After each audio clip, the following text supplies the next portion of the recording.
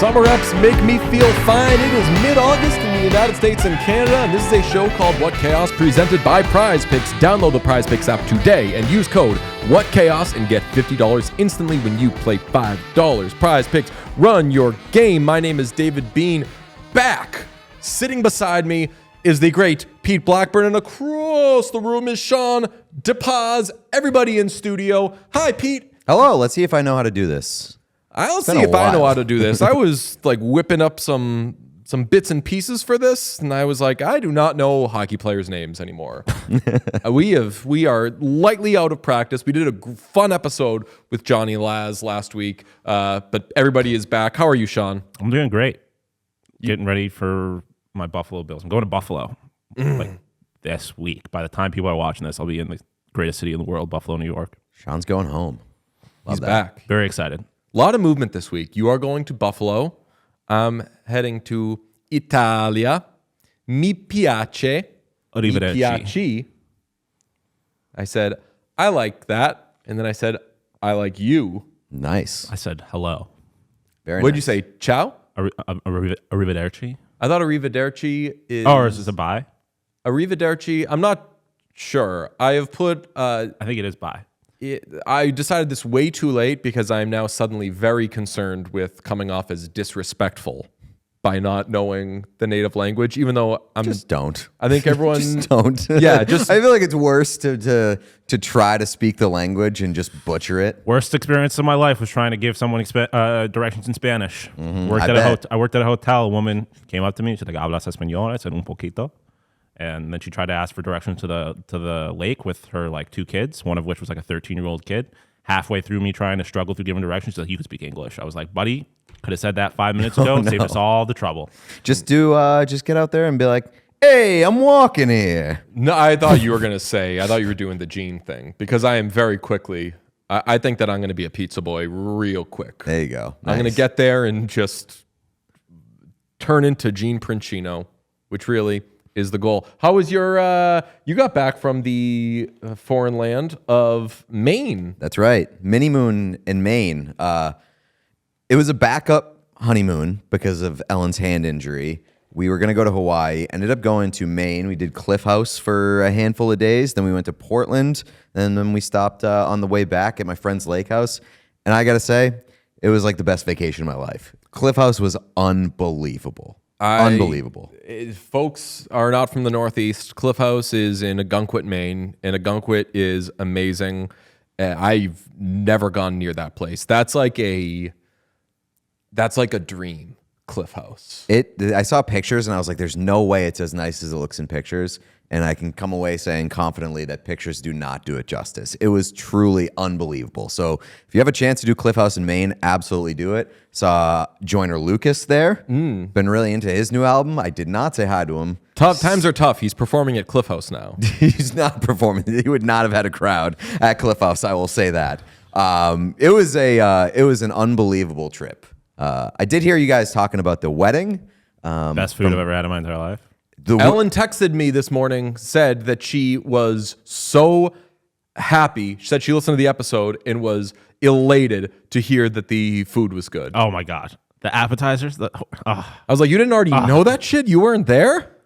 There was no question. She got furious at me at the wedding because her favorite thing at the wedding, the appetizers was like the tuna on the lotus chip, and she loved it so much, and she was like, "You gotta try it." And I tried that one, and it was good, but it was not my favorite appetizer. And she for a week on the honeymoon, she was like, "I'm so mad that I gave you my extra lotus chip, my tuna lotus chip, Wasted on you." I had like a full lobster roll worth of mini lobster rolls. At one point, I came up to you and you were like, "I've never had a lobster roll before this," and I was like, "You've never had a lobster roll?" And you're like, "Well, I've had 5 now," and that was hilarious.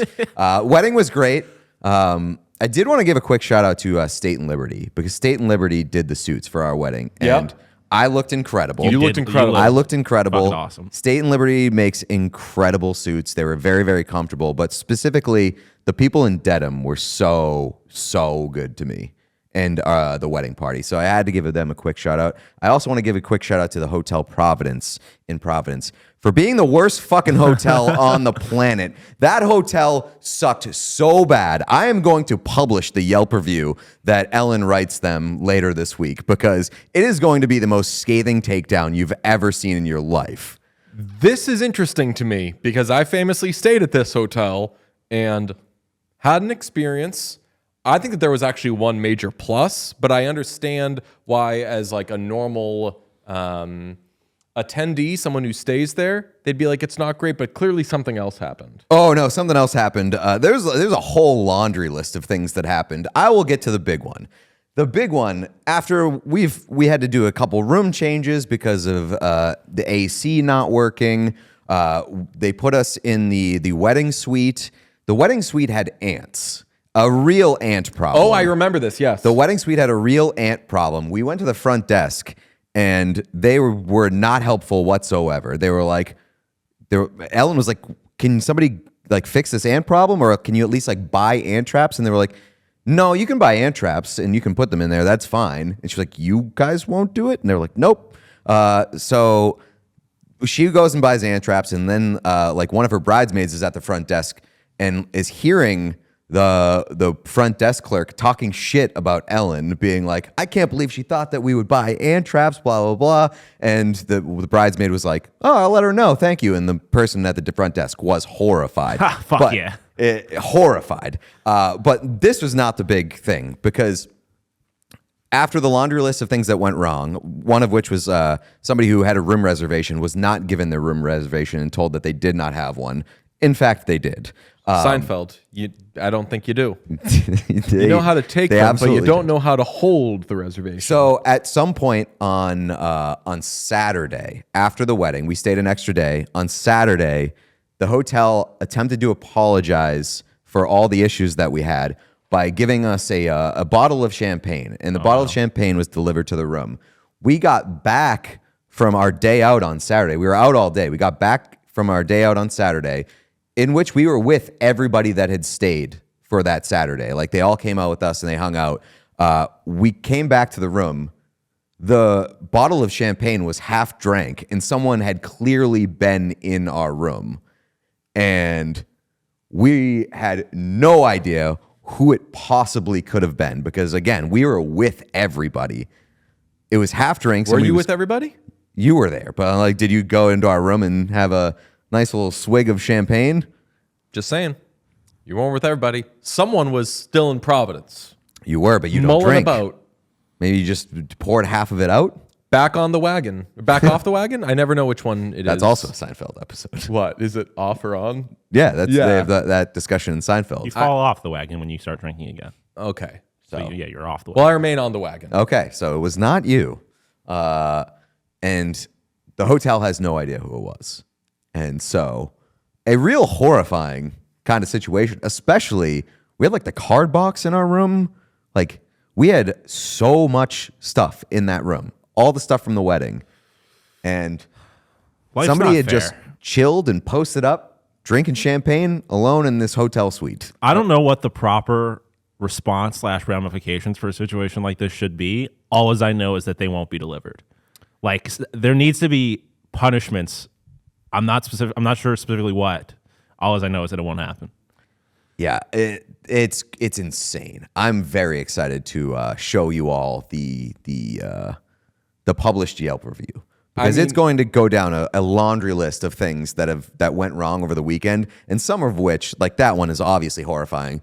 Some of which are less horrifying, but still like completely unacceptable. I was around I was waiting. You had been locked out of a room. I was waiting to get you a key, and there was someone in front of me who I didn't realize was some member of the Ellen's, I don't think party, but anyway. Significant other trying to get into our room to get there was somebody who at one point was trying to go into our room to get the rings. Yes, they were trying to go into the next room over, and I realized, but I was trying to get you your key as soon as possible, and I was like, yo, people up here, there's people in front of me, and then I realized they were all together. Part of that was also, I think, ant related, and I believe the ant traps were delivered. I believe they were bought by Target.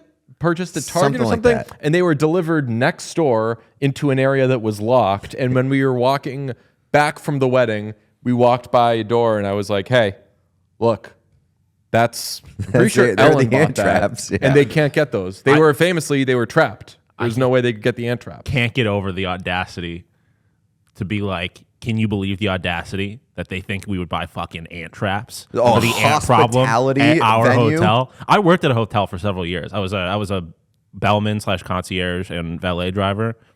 I cannot imagine. And I worked at like a chain hotel. It was like a nice Hyatt Regency. But You'd be an awesome valet guy. I was a great bellman. I believe that. Like, I'm so good at customer service. Although I will take this opportunity to tell the funniest story. One of the craziest things that's ever happened in my entire life. I had to, like as a bellman, people check in, leave you your bags, and then expect you to bring them up to the room. Mm-hmm. I think I might slightly be dyslexic. I had a really hard time remembering room numbers as people would tell them to me. So at one point, this family came in and told me the room number, and I forgot it. I knew it was 1 of 2 rooms. So I go up to a room, and and it was an Indian family. They had Indian accents, which is important because I was trying to listen for their voices through the door before I knocked. So I go up to the room, I kind of get close to it, I listen, and all as I hear is like a conversation between a man and woman, and I hear the woman say, I mean, like, do you even love me anymore? And I was like, oh, that's tough. Fuck. Sprinted away. I think them not having their vacation. Them not having their bags is the least of their problems. I was like, this is not the family. They do not look like they were ready to unpack for that trip. If I had knocked on that door, I can only I'm assuming someone would have answered, quite distraught. It would have been. I'll tell you what. You know who didn't have a problem delivering bags or unpacking at this hotel was the valet and bellman, because they didn't touch a single bag the entire weekend. They were sitting there on their phones. Oh, yeah, that guy loved his phone. And was ignoring everybody unpacking their cars. In fact, even worse than that, Ellen was unpacking her car. The valet guy kept coming over and shutting the door as she was unpacking her bag. So like actively making it harder for her to unpack, which is crazy. One person had their car returned back to them with a massive ding in it. They asked if they could have a refund. They said no. Just crazy behavior from the Hotel Providence. So if you're happening to stay in beautiful scenic Providence, choose another hotel. I'll defend the valet. That I did that one time. I'm not going to lie. We had to park our cars in a parking garage. And so I pulled out. I would like to think that I don't think I can get in trouble for this. Not that I would. I fucked up this poor woman's car, like just all along the side of a concrete thing, like fucked up her car. And I got back and I got out of the car real fast, kind of parked a little away from the ways of the desk. I run up to her. I'm like, here's your keys. And she's like, so she walks back to the car. She's like, excuse me. And I'm like, and then she's like, something's like my car's messed up. And I walk over and I'm like, oh my God, that's crazy. I'm like, I'll go get my manager. And Horrible behavior. I'm like, this woman's car is messed up. And I should say, when I fucked up the car, I got out of the car, I looked around, made sure there were no cameras anywhere nearby, so I knew I could get away with this. Crime. Yes, crime. Crime. But I knew that the hotel covers it. Yeah. So the only difference is me getting in trouble. Okay. And so I go get my manager, and he's like, yeah. I'm like, I'm so sorry. Like, let me call the police. I'll get the police. And I'm like, at this point, I've lied. I've already said that I had no idea how this happened, whatever. I spent about an hour in the bathroom during that shift. Police showed up. They left. She left. I No like one that- ever knew. I like that. 8 minutes ago, I said, I bet you would be a I was great just thinking valet that. person. I was a great valet and person. Sean just commits crimes and hides There in the was no bathroom. crime committed. She was getting that shit protected or done for anyways. The only difference was that I was going to get in trouble and probably drug tested, which I would have failed, not because I did drugs on shift, but drugs stay in your system more than 24 hours. So I probably would have gotten fired from that job, even though I was the best day To of be work they honest, had. you don't sound like a great valet Okay. guy. I was awesome. I sprinted across the street and everything. I got great tips, parked important cars, drove nice cars. I do need to say one nice thing about Hotel Providence. Two nice things. Location was great. One, yeah. It was kind of fun how crooked it was. There were Not a good there review. was a lot of am I on a ramp? Nope. Am I going up a level? Nope. It just straight up crooked because it was old. That was really cool. But it was crooked, but they tried to play it off like it wasn't crooked. That's like They tried getting to on make it like a feature, not a bug. yeah, that's Yeah, like getting on a exactly. cruise ship and being like, my shoes were never dirty because there was an inch of water at the bottom of the boat at all times. Yeah. Then the other thing, I have to say, the best pound for pound breakfast situation at a hotel I've ever experienced, because it was a. This it was, also sounds like it's leading up to not being an actual positive. It was a quote unquote continental breakfast, but like, no, it wasn't. I don't know what continental breakfast is supposed to mean. I'm thinking a lot of like dry ass carbs and cereal, correct? Fruits, Maybe some like Maybe some fruits, but like there's always instant like eggs. flies on them. ants. Ants, I'm sorry, there. I think like It instant could have had an eggs. ant problem because the continental breakfast was so good. They had like perfectly heated and warmed, like fresh and packaged, but like freshly packaged. You get like a little bag of French toast sticks that What? were like Hell yeah. nice. A bag of very, very, and I mean very, perfectly crispy tater tots. Like all What? sorts of like really nice things. This does sound like an actual compliment. It was a real. We got there, and I like to say whenever there's any sort of situation, if there's free coffee or whatever, I like to say this is where we make our money back. Yeah. I was like, this is where we make our money back. I mean, I'd fuck up French toast. I had like double breakfast. Yeah. Was just really getting into that. Well, Then I went to the zoo. we'll edit this part out because we're not saying anything nice about Hotel Providence. But Okay. it's good. That's good to know. That's gone. What do you boys know about zoos? We're not talking about hockey today. What do Making you- plans to go to the zoo soon. Really? Which zoo? Probably Probably Stone Zoo? Oh, Franklin Park? I Yeah. don't know. I mean, I'm open to suggestions. I don't know which is better. Drove by the last zoo that I went to over the weekend, which was the York Zoo, which is quite possibly the most depressing zoo. That of is all a time. bummer of a zoo. Absolute bummer of a zoo. Do not go to the York Zoo. No. You will hate. It's a the zoo across from a fire station. It's just, It's but like but in the way that like a small town has a fire station here, a bakery here, a zoo that is the same size as the fire station or bakery here. You never want to go to a zoo and feel like this was probably a cool time once upon a time, and they still have animals. You never want to feel that way. Seeing like an old rundown zoo that still has animals is a real tough scene. Yeah, zoos are very much like they can either be awesome or like But animal abuse. Even the best Oh. zoo is still a little depressing. Yeah, but like I have the understanding that some zoos are like rehabilitation centers. That, Yeah. like these animals would not survive in the wild, so this is a good place for them. Other zoos seem like animals have been kidnapped from their parents and are now locked in cages. Yes. It's hard not to just get that feel entirely though when you're looking at them, because you're like, I just know that this is not Africa, and like that animal. Yeah, seeing a should be polar in bear Africa. in like Buffalo, New York. Buffalo gets Bummer. cold, but it's not like What the heck a polar bear doing in Austin, Texas? But also, that Providence Zoo, you're quite close to some real ass elephants. And you're like, that is an elephant right there. I can see it without a bunch of obstruction. That's unbelievable. Yeah, I Or mean, that you was- look at, shout out Kirill Marchenko, Red Panda. Yeah. That'll get you. That's Ah, adorable. Red gotta Panda go at to the Bronx Columbus Zoo. Zoo. Shout out Kirill Vamelka, Yes. cover of Forbes. You said Marchenko. That made me think of it. But yeah, I went to the Bronx Zoo. They got big grizzly bears. Or not Bronx Zoo, Central Park Zoo. Big grizzly bears there. Damn. Very like a weird sense of like almost uncanny valley type vibe when you see grizzly bears and then you look up and it's like skyscrapers in New York City. Doesn't feel like that should be a thing. That's fucked. We're going to have some bears to discuss on this show. Pete, 16 minutes in. It's probably like 20 minutes in. Why don't you tell the folks what's on the show? Today on the show, I'm back. All right. That's pretty self-explanatory. Here I am. Bears and cigarettes. It's two of my favorite subjects. We'll talk about that. Talking put-up season.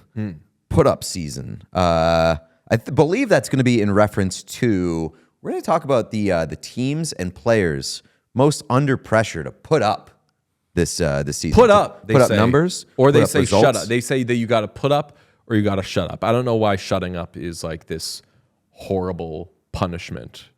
Being quiet feels great sometimes, but that's the expression. Which teams must put up? And then finally, the most exciting part of today's episode is going to be the weapons review that we do at the end of the episode, because we have all seen weapons and we did not plan. I was going to say, I feel like it's like the second or third time this has happened where we've just kind of all watched movies. You're a sneaky movie boy. Yes. Yeah, I mean, I got AMC A-list at the beginning of the summer, and I've just been pumping them out. You don't declare it when you see a movie. You don't declare. You don't do letterbox. You're just like you do it for the love of the game, and you don't.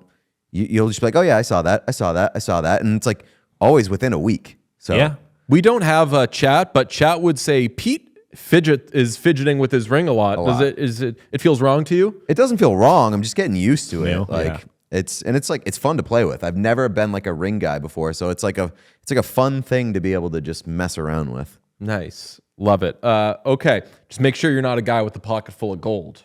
or sunshine. I want to be No, a guy you'd be a with guy with a pocket full of sunshine. You know what a guy with a pocket full of gold is? A thief. It's Potentially, if they stole that gold, very good. No, Vince Gill has a song called "Pocket Full of Gold," and he's talking about a guy who walks into a bar, takes off his ring. And he's talking to these women, and the chorus is, "How many lies you must have told? Bet you feel like a rich man with a pocket full of gold." ooh, that's a bar. It's dude, like good country music has awesome lyrics like that. Yeah. And it ends with he ends up talking to the wrong woman. His wife? Probably for that guy. That would be the wrong woman. Yeah. Like, do you like pina coladas action? No, but the last chorus is something like, "What will it say on your tombstone? Here lies a rich man with a pocket full of gold." Someone killed him. Woman killed him? No, I would think the man would kill him. The husband? He talked to the wrong woman, and we'll get Vince Gill on to explain his song "Pocket Full of Gold." He is he's a hockey guy, big Nashville Predators guy. Yes, Sean? I said shout out Hamilton. You made the wrong sucker a cuckold. Time to pay the price for the pants you unbuckled. Hamilton very famously sleeps with a guy's wife, and then he blackmails him. And then Hamilton, instead of letting people think that he stole money from the country, blew up his entire wedding and his political career, so the truth would come out. Shout out Hamilton. See, Pete, it could have been worse. Could have been worse. I'm putting a real block. This is going to make Sean so mad. I don't want to talk about Hamilton in 2025. We as a society have moved past the need for Hamilton. I mean, I just talked about Vince Gill. When I find the opportunity, maybe I'll talk about Vince Gill.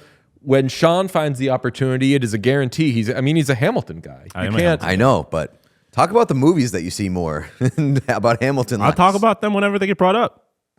So bring up Hamilton. And then, trying to silence Sean's Have you seen biggest Hamilton? interest. No. Well, then, I have no interest in it. what were we just saying? Put up or shut up? Put up or shut up. All right, fair. Somebody DM'd me and said that they have just gotten into What Chaos and they love it.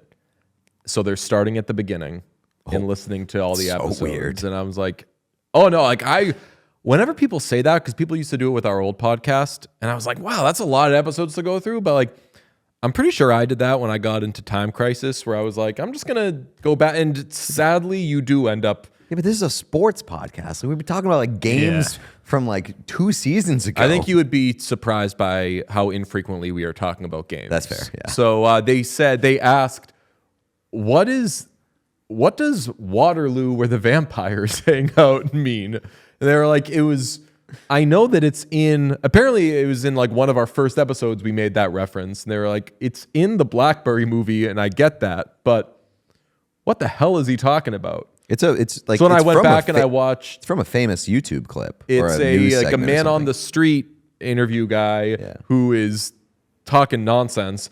But there was a clip in there I wanted to clip for if something bad happens to one of our teams. Because one of the things the guy says is, what's that? Said when something bad happens to one of our teams. He says, like, I've had it. I'm gonna die. And I was like, how do Pete and I not use that? I'm trying to think if someone re-listening to the show right now, like, think about the oil shark bowl and like the dramatic irony. Like, you know what's coming, but none of us know what's coming. Like, you know that if you there's 2 Stanley Cup runs from this team when we're talking about them fighting for their lives against the worst team in hockey. Relegated from the league if they lose this game. It is why I have to remind myself that the Sharks won that game. Because I would Could be think, the last like, game they For a won. brief moment in time, we thought that the Sharks were on a better trajectory than the Edmonton Oilers. because I mean, for years Draisaitl they was were. gonna. We were asking, Yeah. like, is Draisaitl gonna stay? For a brief moment in time, they were on a better trajectory. Yeah. There was a more clear path forward. Okay, let's keep it on topic, folks. Bowie almost died. The mascot of the Seattle Kraken, Bowie, and Sean told us this, was filming some content and a bear almost attacked. While we were Sean hit fishing, us. we had a pretty close call with a couple bears. Sean kind of undersold this clip. He was like, yeah, there's like a bear in the background, and it got kind of close. So you see the bear there, and like it is kind of close. Oh my God. And it's getting Look closer. how, it's moving. It's getting closer, and then it does this thing. Ready? Get ready for this. Get ready. Here we go. Did we miss it? Bowie is so funny. Yeah, it's charging. The bear charges Bowie. Like it's a fake charge. It's like an I intimidation wanna blame charge. that Bowie, they were But pretty you don't interested know in that for like a split second. It looks like His whole look, a so bear. we got out of this it is not okay, like a but, black bear. This is that a angle was a grizzly-looking close call. bear. And it's like all the other people are kind of like laughing and stuff as they're running away because it's like the classic I don't have to be faster than the bear, I just have to be faster than you. Like they all knew that Bowie was getting it. They had nothing to worry about. Definitely. That's a classic thing. I don't have to be faster than the bear. I have to be faster than you. Yeah. It's like it's like I guess. You have Not to like- be faster than the slowest person. Yeah. But Bear's only gonna eat one of you. really, Well, I mean, if they're busy eating, you got I time to run still away. know treacherously little about bears. Brown bear, stay still, play dead. Black bear, get big as you can. I think Yeah. that when in doubt, I would still just do like nothing. What's the saying? It's like if it's brown, lay Lay down. down. Yeah. If it's black, I don't- fight back. Yeah. If it's white, good night. Yeah, I mean, if it's a polar bear, you are dead. Yeah. I mean, if it's a brown bear, you're also probably dead. But yeah, black bears, a lot easier to scare. Do you think you would actually have the wherewithal to like lay down or stand still or sit still? I don't if there think is a brown bear coming at you. I don't think it'd be wherewithal. I think there's a good chance I get like frozen in place. Shocked, Like I yeah. get scared. And I think my depends on the situation. Like that situation, I'm probably running, which is not the right thing to do. feel like I would panic and run. Yeah. But I don't know. I also might do might be a little Jurassic Park situation where I'm just like frozen in place and then like trying to slowly creep away. But again, I don't know. I guess water's a great equalizer, but I just got to be faster than one of you two. Have we discussed this? Are any of us campers? I've been camping. I've been camping Like, too. I like it in theory. It's just not something I do. I've- But I would go camping. Camped. I don't seek to do it. I famously turned down a bachelor party of like truly one of my very best friends. I was a best man at this wedding as well, and I did not go on the a bachelor best man party. or the best man? It was a thing where I believe there was not, maybe there was a maid of honor. They did like a non-traditional thing where they, like, the dad was up there, and I don't know if anybody else is up there. So, like, I think they did like a no friends thing, but then they had like a best friend give a speech at the wedding. Okay. So I was that person. And I did not go on this bachelor party because it was in the Grand Teton Mountains, and I looked up wildlife around there, and one of the first things that came up was wolverines. Oh shit! And I swear at that time I did not know that wolverines were a real thing. I thought Me they with were. narwhals. What's that? That's like me with narwhals. I thought it was like a cartoon. I thought it was like a comic book monster. I mean, so I said I'm not going on that. Love you, thank you. First of all, Wolverine, the comic book character, is not like a monster. It's a superhero. mutant. It's an X-Men. Yeah, he's a mutant. I think I've told this story before. When the Bruins won the Eastern Conference in 2011, Game 7 against the Tampa Bay Lightning, I was camping on a mountain, and I was listening to the game on like a wind-up radio, and they scored in the third period, and then the radio died. And so I did not know until I got off the mountain the next day if the Bruins were going to the Stanley Cup final or not. It was like the worst night and morning of my life, just waiting to find out whether they actually won that game. Crazy story. All-time game. Yeah. I know it's like every Bruins fan's favorite game. It should be. It was That's the one that I listened to on that fucking wind-up radio. Crazy. Everybody in there, crazy atmosphere. Everybody, you could hear a pin drop. No penalties the whole game. Mm-hmm. Unbelievable. They break through the 1-3-1. Man. Sean asked this question before the show. How do you handle your mascot being killed by a bear? Yeah, I mean, Hypothetically, we're glad Bowie is safe, but had Bowie been killed by a bear on camera, a team trip where they're filming content and like in this hypothetical, probably getting at least like some of it on camera. I was gonna say the cameraman didn't stop filming. I know, like that thing charged, and he was like, "I guess I'm gonna get this on camera." A true professional. Yeah. I think Bowie should get a raise as a result of this clip, agree. and so should the cameraman or the camera person.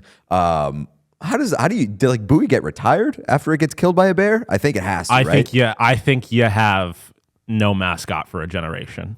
Yeah. Like there's got to be especially because like mascots are mostly for the kids, generally speaking. Yeah, it's got to be the current kids that get a new mascot because.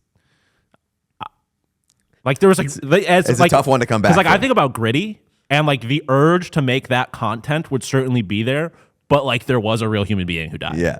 So this is so dark, but would you have like a banner or like some sort of like memoriam for Bowie? Exactly, right? Like, and then have to explain to kids. Like there's a lot of kids who like might not know what death is, what happened to Bowie. And then like also explain that there was like a human that died, and Bowie like, is not real. It would real. shatter the entire illusion of mascots for like an entire generation of children. Yeah. Like, because there was like a real person. It wasn't just Bowie that died. It was a person. Yeah. And then like also. I would say that it was not primarily Bowie that died. Yeah. I would say it was the person. Well, I mean, but then also like. We're talking about the concept and the idea of Bowie dying as a result of this. And we do keep calling this person Bowie. That's right. I think like I don't know. I think because like you can't. Yeah, I don't know. That's a real because like you like I feel like the urge is that you have to acknowledge the fact that you don't have a mascot anymore. But any doing that is like, well, who cares about the mascot? A person died. That'd be very odd. I think now we got to put out a YouTube video that says that's like, what if this bear killed Bowie? What would have happened? What would happen if a bear killed Bowie? I was writing in my notes that a social clip is what if Bowie died? What would they do, and what would we all do? I have no idea, but I think that they would. I'm safe. I think I'm safe in assuming that they would not continue Bowie as mascot if it was killed by a bear. I think like the real answer is they're just like they memorialize the person who was in Bowie. They have the black and white picture of John Smith, whatever.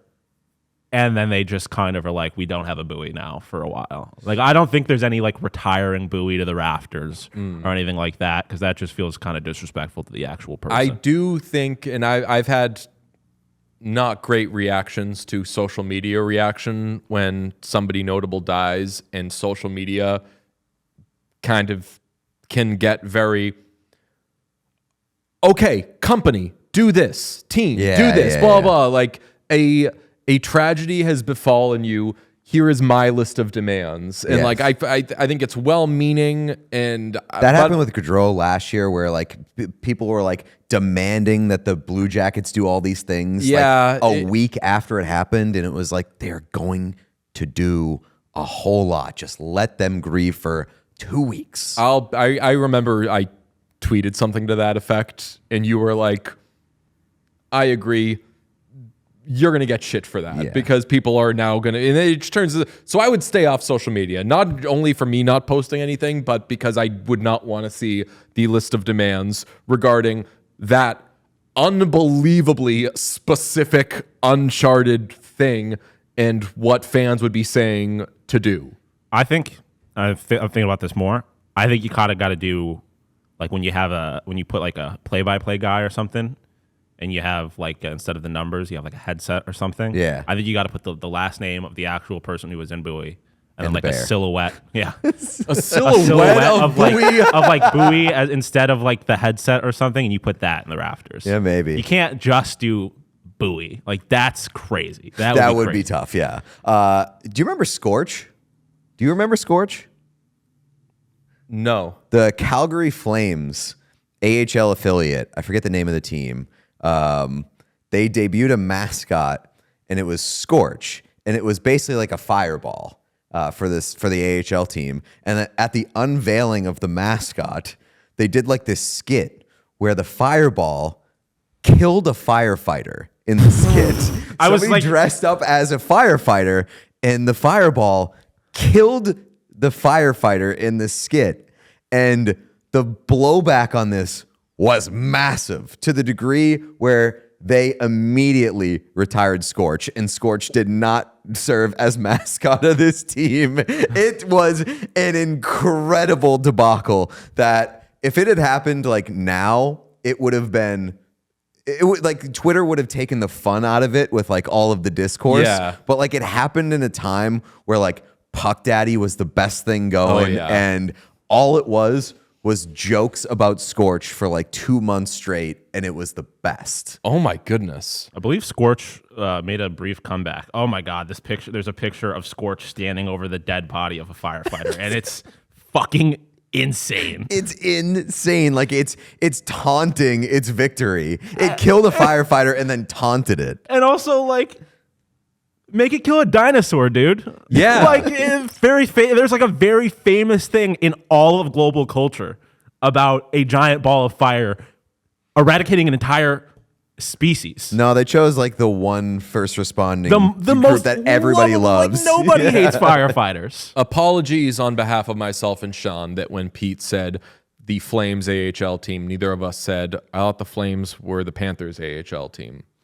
Would have been an obvious one to do there. Nice. But alas, we did not. Hey, you know that it's WNBA season? You know it's football season? Is preseason football done, Sean? No. Is it just about to be done? One more week really? and then the Two bye more week? weeks. 2 more weeks? We've only had 1 week of fantasy football. So we had the wars? Hall of Fame game, and then we had 1 week of fantasy football. And you got wars? And are either of these wars taking place on U.S. soil? Well, you know about It's Always Sunny in Philadelphia, Sean. I know a lot. I don't remember that particular reference. That's where they're trying their hand at podcasting. Yeah, they try to podcast. Yes. And Frank sits there eating crackers the whole time. He's honestly, munching into the microphone. I've listened to a few podcasts where that's not far off. Oh, what was I listening? Oh, I hate to say not a surprise. I love Zolak and Bertrand. It's one of my favorite radio programs. There was one segment, Scott Zolak was just breathing so heavily into the microphone. And I think it was they had the coach of the Revs on, and they were like asking him questions, and you could just hear breathing that you're like, that is 1,000,000% Scott Zolak. I mean, 32 Thoughts did an episode last year where Elliot was like eating gummy bears or something, or like hard candy, and just in the microphone, and it was disgusting. I just want to, I was sorry to get off topic. I'm looking at the Scorch thing. Apparently the Scorch thing was done in collaboration with the local fire department. It's a horrible behavior on both sides. I mean, you cannot allow your fire department member to get but killed also by a like mascot. the fire department definitely set them up for failure. They're like, yeah, this is fine, this is cool, and then Scorch gets blasted into oblivion, and the firefighters have nothing. They just like, yeah, you know what, that was pretty fucked up, even though we participated. What do you think it's like when people try to skip past ad reads on our show? That 15-second button is doing you nothing. No, We're back to where you were 30 seconds ago. You gotta slide like halfway into the hour. Yeah. Oh, yeah. You You need scrubbing Yes. but you don't want to miss it though, and that's why our advertisers are crazy for us. Is we make their ad read. Yeah, this was an ad read. This is a prize. We're discussing prize picks right now. When we started the show, we were gonna do like an investigative series on YouTube. Like we did it for the Ariana Grande getting hit by pucks. We should definitely do like a documentary style thing on the life of Scorch. Oh, definitely. That's such a good idea. I mean, because there's still a list of things that we wanted to investigate and haven't done yet. So we'll bring that back. I don't know if I made this clear. They did resurrect him in 2022. Yeah. So like he briefly is back or exists or something. I don't know. It was for the Adirondack Flames. Okay, we're gonna do a video on Scorch. We're gonna like, where is Scorch? Do all that. I'm thinking there will be the classic scene where we're talking to like someone close to Scorch who's speaking to us on the condition of anonymity. It's dark, but it's like the outline of seemingly Scorch. I think Ryan Popovich is our guy. Ryan Popovich, director of marketing for the Calgary Flames, was the one that confirmed that Scorch was making his return in 2022. Okay, tell you what. Next couple of weeks, we're not going to be in the same place. I am going to be off the grid. Wink, wink, wink. Let's stay in contact on this. Okay. Let's work on a Scorch thing, come up with a timeline, and we'll piece that all together. And what I love about Prize Picks is that you can combine different sports. So it's not just preseason football. It can be WNBA if you would like. It could be baseball. It could even be esports. And when hockey season is back, which we're excited for, you can do hockey as well. It's the number one place to play daily fantasy sports. Here's how you do it. Really easy to use. You create a lineup by picking more or less on a few player stats for your shot to win up to 2,000x your money. And as I said, it doesn't have to be all the same game or even the same sport. You want to do basketball game, add in a football game, do it. You want WNBA and Major League Baseball? You can do it. You can combine basketball, baseball, hockey, esports, and much, much more on Prize Picks. Download the app today and use code WhatChaos to get $50 instantly after you play your first $5 lineup. Prize Picks, run your game. That is code WhatChaos to get $50 instantly after you play your first $5 lineup. Prize Picks, run your game. Also want to tell you about our friends at Green Chef. Is this our first Green Chef read? New sponsor. Shout out to Green Chef. They're on board with the boys, and we love that. We're on the back nine of summer here, which is very upsetting, but it's also not too late to dial in your habits when it comes to eating and your diet. Dial in your diet. Green Chef makes it easy to do that. You can spend less time in the kitchen and more time enjoying summer with their new Heat and Eat meals. You can enjoy a delicious, wholesome meal in just 3 minutes. It's perfect for supporting your wellness journey. Everybody's on a wellness journey these days, huh? Sean, what are you doing for your wellness journey? Not a whole lot. Living life. The answer being is happy. Green Chef, Sean. Well, obviously. That's right. But I was saying, I said not a whole lot because Green Chef is like very low maintenance. It doesn't feel like you're doing a whole lot. anything. You're right. How have we not made a summer episode? Oops, all ad reads. It's like most of the summer episodes just by accident. Green Chef's real clean ingredients help you build long-lasting healthy habits without the hassle. That's the ease of use that Sean was just referencing. You can enjoy salads that are ready in just 5 minutes, protein-filled breakfast, or nutrient-rich smoothies to fuel your day. Green Chef is ready to nurture your nutritional needs. You got 80-plus dietitian-approved weekly meal options. Green Chef makes it easy to find meals that fit your lifestyle. You can pick Mediterranean, some Greek food right now. Sounds fucking plant-based. I love going to a carnival. Or I'm going to the Erie County Fair this week, as I talked to you about before the show. Mm-hmm. Yeah, it doesn't sound like you're dialing your diet. Well, I'm dieting on a euro, and then when I get back, I'll start using Green Chef so I can, That's where I'm. I gotta right now. vacation food doesn't count. Yeah. Calories aren't real. But then you come back, you gotta do a little bit of extra work to kind of get back on the track. I will say it's perfect because I just came back from like a week and a half of absolutely abusing my body from the wedding to the honeymoon with booze and food and all that.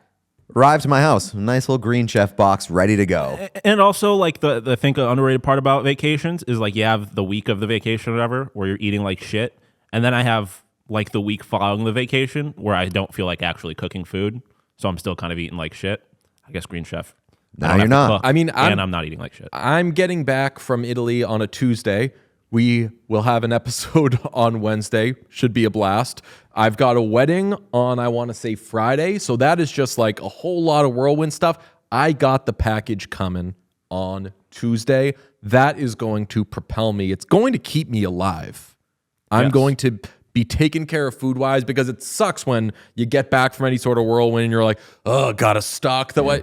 Don't gotta do shit. Perfect And I'm gonna time. be eating the best food. Perfect time for Green Chef to sign up with us, because we got back from vacation, got a box, got back from vacation, gonna get a box. And Sean, you got your box? You're getting it when you Getting come a back from box, Buffalo. yep. There you go. So you get pick from Mediterranean, gluten-free, plant-based, protein-heavy, even gut and brain health options, and calorie-smart choices too. We're using it. You should as well. Make this summer your healthiest yet with Green Chef. Head to greenchef.com/50chaos and use code 50chaos to get 50% lot off of your chaos. first month, then 20% off for 2 months after that with free shipping. It's an insane deal. Once again, 50chaos to get 50% off your first month, then 20% off your next 2 months with free shipping. That's code 50chaos at greenchef.com/50chaos. Okay, on the subject of food and health and all of that, they say that when you go to Italia,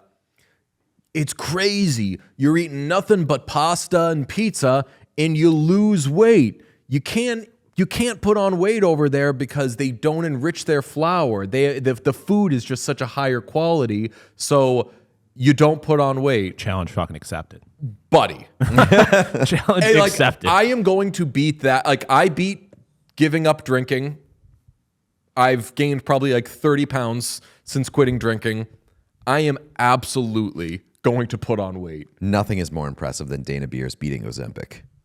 Oh, yeah. He gained like 40 or 50 pounds. But didn't he? Wasn't that an intentional thing? Yeah, like he tried. Yeah.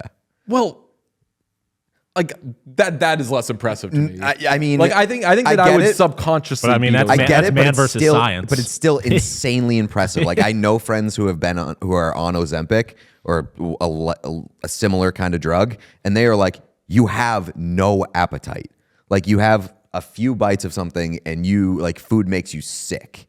So for him to power through that and gain like a significant amount of weight is insanely impressive. Yeah, I mean, gaining real weight on that is Scientific miracle. that sounds confusing to me, but I think I am going to definitely beat the you lose weight while eating pasta and pizza. Although, You're going to be walking a lot. if I end up breaking even, I'm going to come back here pissed off at the United States and our food situation. Because I'd be like, I could have been just pounding pasta, and like now I got not Waterboy, Big Daddy thing, where he's like, I have a chocolate shake now, my ass jiggles for a week kind of thing. You're going to be joining RFK's cabinet. Hell yeah. Yeah. Maha, baby. That's right. Speaking of all that, Sean and I both endorse the new season of South Park. Yes. Very funny. It's outrageous. People, if you do have any tips on candy that I can hammer over there, because my fantasy draft is on Saturday, and I'm going to, normally we all get together, eat a bunch of food, candy, whatever it may be. I have to do it remotely at 1 a.m. local time. Give me recs on snacks that I can hammer while I'm staying up and doing Europe kind of strikes me as a place that would be wildly underwhelming in the snack department. I would think so too, because they're just doing Their food is like, so good. Why Like would you actual snack over real there? stuff? Yeah, like I'm gonna eat grapes and cheese and wine. I That's my feel snack. like the Bread and best, olive oil. the best snack country in the world is like probably like Japan, right? I've always Japan's see- up there. Mexican candy it kind of goes crazy. I mean, my favorite candy in the world is Canadian. I was gonna say, like, Yeah. I tip my cap to. It sounds like a weird answer, but like Canada, man. Canada's- I mean, I feel like- Canada does have two of my favorite Best chips. snacks. Canada best- is good because it doesn't like as an American, it's not like wildly different from the candy. It's just we better have. Like- versions of, like, the things that you like here. Mexican candy, I can like. There's like a lot of spicy candy. That's not really my thing. But yeah, Canadian. Just honestly, I don't even really give a shit about Canadian famously. snacks. It's just fuzzy peaches. Flamin' hot. They'll, as the movie would make you believe, came from a janitor who brought it from like his Mexican heritage. I also He's don't Mexican, like. he's Mexican, right? Yes, I also don't like flaming hot stuff. Richard Montañez. Yeah. Shout out Time Crisis. It's quote unquote. Allegedly. Allegedly. That shit like it will eat away at your stomach. Yeah, I I- do love Takis though. Oh, Taco have- Takis, unbelievable. I recently got the Trader Joe's version of Takis. Oh, man. Unbelievable. I've had flaming hot Cheetos twice in my life, And it's because I got these 2 big bags for a girl for a Secret Santa, and she didn't show up to the Secret Santa. So I went home and I got really high and I ate an entire bag of Flaming Hot Cheetos. Worst morning of my life. I guarantee it. And you know what I did that night? Same thing all over again. Same thing all over again. The topic right now is teams facing the most pressure heading into the season. And I will say 50 minutes into the show, by the way. Based on the rest of this podcast, no team is facing any pressure heading into the season, because if it were urgent and important that a team did something, we would have talked about it. And instead, we have talked about Richard Montañez. We have talked about Candy in Italy. We have talked about the Hotel Providence. And if you are just watching this YouTube video, we've talked about Bowie getting attacked by a bear. If you're just watching this YouTube video, then make sure you're subscribed to the whole podcast, because those are the more pressing things that you'd be missing out on. But yes, let's discuss teams facing the most pressure heading into the season. I've got one that came to mind immediately, but which came to mind first for you? The Nashville Predators. On my list. Yeah, Nashville Predators, just based off of how bad last year went after them, quote unquote, winning the summer, shows you how much that means. This is like a real, if it doesn't work this year, that team is completely getting blown up. Yes. So that's about as much pressure as you could have on mid-August, right? Heading into a new season. I have a team that, I don't know if this is the team that faces the most pressure, but it's the one that this topic screamed at me. Chicago Blackhawks. That definitely checks a lot of boxes as well. I also have a list of players in here too. Okay. And Connor Bedard is on there as well, which I think is lightly unfair to Connor Bedard, but it's a result of where the Blackhawks are too. Yeah, we're going to have a bigger Connor Bedard conversation on next week's episode, but I agree with you that all eyes are on Bedard year 3, and I think that we have maybe gotten carried away with how disappointing Connor Bedard has been to this point in his NHL career. I think that he's a really good young player, and I think that he's probably going to be really good in year 3, but they've missed the playoffs for 5 straight years. Even if he's really good, are they good enough to make any sort of progress? Can they be what the Ducks were a couple years ago, where they go from 59 points to 80 points and still miss the playoffs by a healthy amount, but they're at least a team that if your team is playing, you don't know if it's going to be an automatic 2 points? Right, like are they going to be feisty? Are they going to have something to them? And they had nothing to them this past year, and I think jobs are probably on the line. I think that Davidson has to be out if they don't show some improvement. They're going to have a full year of Nazar, which is exciting. They have guys coming along like Levchinov. Yeah. They should be better, but how much better? They're at the top of my list. Also on there, probably the Leafs, just because they're the Leafs.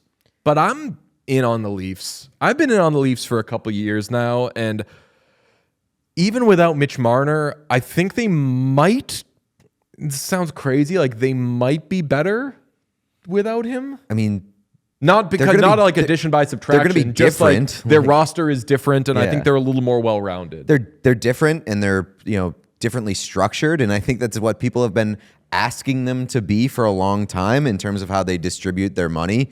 So, like, I guess in that sense, the pressure's on them because you're getting a different look at the Toronto Maple Leafs. Deeper offensively, better defensively. But as we saw this past season, that pressure does not apply until the postseason. We spent so much time during the regular season talking about, like, hey, the Leafs, like, actually look different here. And, like, the ultimate arrival was like, well, sure, but it's not going to matter until it carries over in the playoffs. And I do think that you saw some returns in the playoffs. Like, the Leafs were the team that gave the Florida Panthers the toughest push in the postseason. No doubt. So, like, that's a little encouraging. So, yeah, I think you can definitely say that the pressure's on, but, like, there's been changeover in the front office. So, like, that has maybe reset the clock a little bit. So is the Marner thing. So I don't see them as being like a massive, massive high-pressure team heading into this season.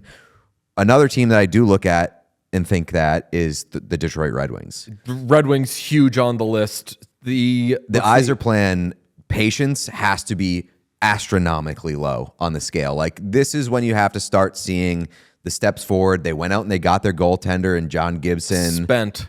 So, like, this is a year where the Red Wings have to make the playoffs this year. They have to. I think for Steve Yzer-man, they might have to. Like, Right. when I say pressure is on the Red Wings, it's specifically on him. This is their 7th year under him. He's on his 3rd coach. He gave up a good amount, a 2nd and a 4th round pick to get John Gibson. They didn't go out and make huge splashes otherwise. But that's kind of probably good. Yeah, but I think we've learned that Yzer-plan is just catchy sounding, and that's kind of all that is. Well, I mean, I think that's a little unfair because It's like slow build. Tampa version of Yzer-plan set the foundation for Brisebois' Lightning that won a couple cups. Like, Right, but like how much of the Tampa thing was like him being they a had the genius. first overall pick and got Steven Stamkos. Or Steven Stamkos was on that team having been the first overall pick. Yeah, but Victor Hedman was on that team having been the first overall pick. That to me is a little like when they asked Burke, should you adopt the Pittsburgh model? And he was like, get a generational should I win player. Sidney Crosby? Yeah. I'll try to do that. So the Lightning were very well built, but like Steven Stamkos and Victor Hedman are both generational players. Yeah, I mean, I definitely do think that the discussion around Yzer-man is way less, I guess, generous than it was years ago when people were just like, in Yzer-man we trust. The Yzer-plan will always deliver. Just be patient. Again, that patience is running out. You mentioned that it might not all apply, the pressure to the Leafs until the postseason, which I think would be true if it weren't the Leafs. There's always stupid pressure on them. But the team that I think has the most pressure that you have to wait until the postseason to find out about is the Hurricanes. Because if and when the Panthers take their fallow year and they aren't the team that comes out of the East, the Hurricanes need to feel like they've positioned themselves to be that team. And if a team comes out of the East that is not the Panthers and it's also not the Hurricanes after they have really built a loaded roster, and yeah, you could still have questions on the goaltending, but defensively, stacked. Offensively, deep. They should be on paper the best team in the Eastern Conference other than the Panthers. And maybe, I think the Panthers are going to be, if everything goes well, Panthers should be a better regular season team this year than they were last year, but maybe fatigue and how long Tkachuk is out could hurt them there. But they missed Tkachuk for a long time last year. They were without Marchand for a long time last year. They have Seth Jones now for a full year. Like, they should be an awesome regular season team if they care to do that sort of thing. Maybe they rest up. But if it's not the Panthers in the East, the Hurricanes have to feel that it's them. I agree with everything you just said there, but my pushback would be, where's the pressure coming from other than just like feeling like they're good enough to win? Because they don't have a window. Like, their window is wide open. They are going to be a very good team for a long time. I don't think there's any pressure on Rod Brind'Amour. I don't think there's any pressure on, I'm blanking on our curly-haired friend's name in the front office. Tulsky. Eric Tulsky. I don't think that there's much pressure on him. Like, if they don't win next year, they're probably going to be a good team. And even if they don't win, the refrain will just be, okay, well, they might do it next year. Yeah, who did we used to say that about? Who? Oh, I didn't say that as a joke. Like, we used to say that about the Sabres. Yeah. Where it was like, this is the year they do it. Or not. Maybe it'll be the year after that. Like, they're well set for years. I don't know what your list looked like, but I feel like Ehlers signed up for a long time. Blake signed up for a long time. Who needs to be on it? The Sabres. Everyone loses their jobs this year. No. I've got a list of bad teams that have little pressure. Sharks are at the top of it, which annoys me. Before we get to that, I have a few more that I just wanted to hit on the other ones, because I also have bad teams that are under pressure or not under pressure. The Canucks. The Canucks have to be there, right? Because of the Quinn Hughes situation. Like, Elias Pettersson, you're locked into him now. Like, last year was a year for the Canucks where so much went wrong. This needs to be a stabilizing year. And if it's not, they are fucked. Yeah, I agree. I thought about the Canucks, and then I didn't put them on my list because I was like, maybe they're just in no man's land, but I didn't consider the Hughes element. That, to me, puts them very high on the list because they're, I think, the team at greatest risk as of this recording. We think that Connor McDavid is going to stay with the Oilers, like at greatest risk of losing a player who could leave them really, really cratered. And on the Hughes discussion, I think that Jack Hughes is a player that I look at who should be feeling a little bit of pressure heading into the season. I think the stakes are somewhat low because like he's already signed. He's going to be a good player in this league for a while to come. But I think that the conversation around Jack Hughes has kind of shifted a little bit over the past couple of years. Oh, yeah. I think that Four Nations did not do Four Nations did not do him any favors. A lot of people discussing whether or not like he's a Mitch Marner type where like he doesn't show up in really big moments. I also think like you got to look at he's played one quote unquote full season in 6 years in the NHL. That's a concern. And I don't know how many people are having this discussion, but I think it should be a discussion. I don't think he's the best player on that team. No. Nico Hischier is the best player on that team. Yeah. Nico Hischier is like new generation Barkov.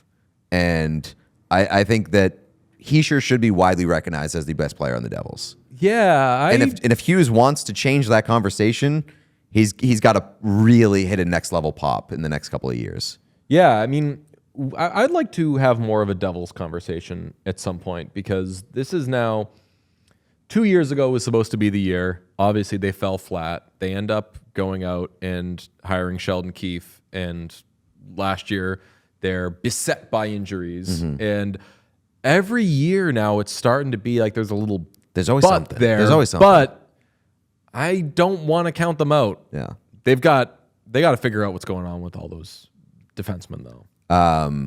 Other one, Mika Zibanejad, the New York Rangers. Yeah, Rangers I just kind of kept out of it because I think the Rangers aren't very good.